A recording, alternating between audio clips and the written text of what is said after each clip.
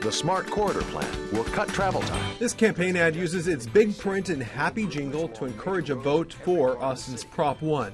The fine print at the end explains exactly who's behind the effort: the Real Estate Council of Austin, Board of Realtors, and Austin Apartment Association. When somebody sees a big TV ad or a big billboard or say a bunch of, 4x8 signs around town, the community wants to know who's paying for this and why. Jim Wick, who's managing the campaign for Prop 1, says adding those names at the end is not a problem. Others, like Bob Nix, the head of Austin's Firefighters Union, understand the need for transparency, but say some of the new rules go too far. The rules are so cumbersome and so hard to understand.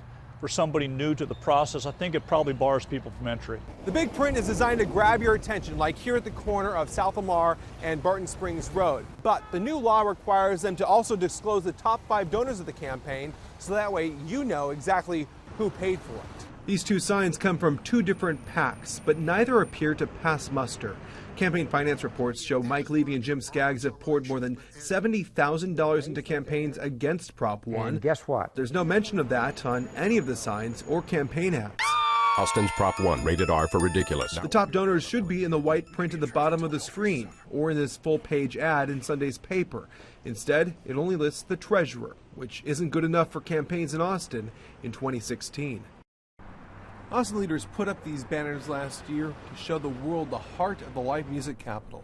But Red River businesses say a law in the books puts them behind competitors on 6th Street and the Warehouse District.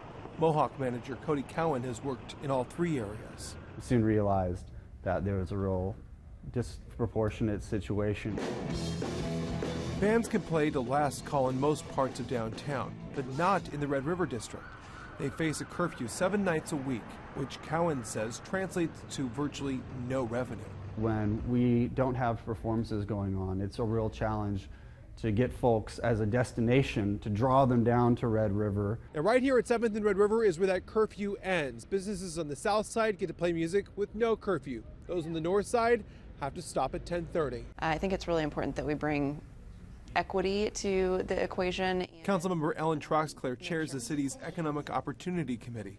She's optimistic her fellow council members will remove the curfew from Red River music venues next month, at least to test the waters. Venue managers say the extra hours would allow 1,100 more bands to take the stage every year. Those same hours create opportunities for local bands to have slots in front of touring bands. Without a place for our local musicians to perform, it could really threaten, our place in the world as live music capital. A sour note, Red River owners want to tune up and get all the city's venues on the same beat. Just behind me here at Schultz's Garden in downtown Austin is the victory party of the Against campaign. They were outspent by Uber and Lyft 100 times to 1, but still came out resoundingly ahead. Former Councilmember Laura Morrison was the face of this campaign against Uber and Lyft.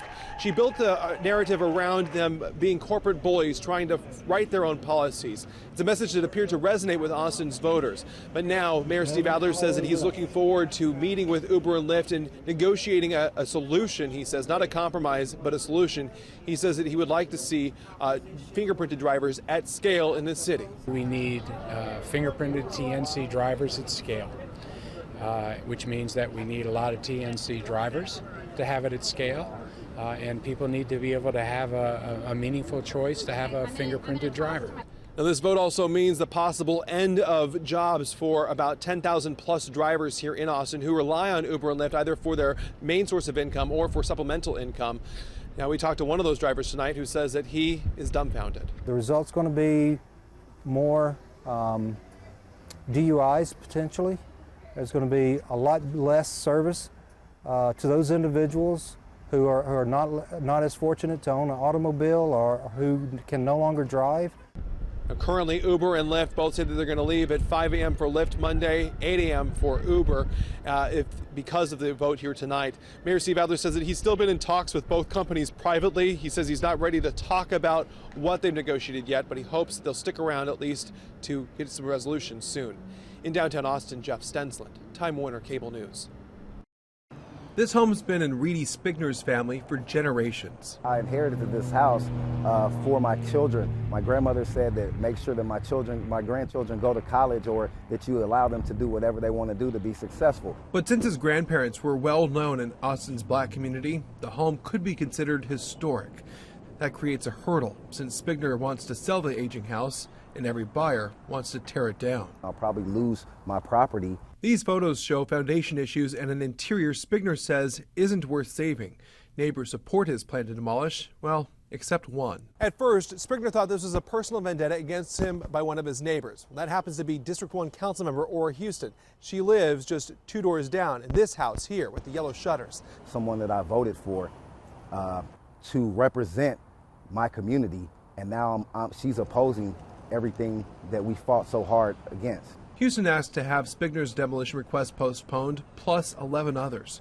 She wants to wait, hoping the council will create new historic districts next year. Based on that and Councilmember Houston's request, I would move that we postpone this. But Spigner has mounting costs.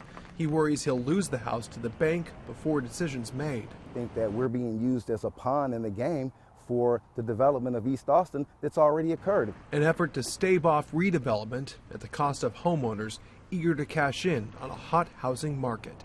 In East Austin, Jeff Stensland, Spectrum News.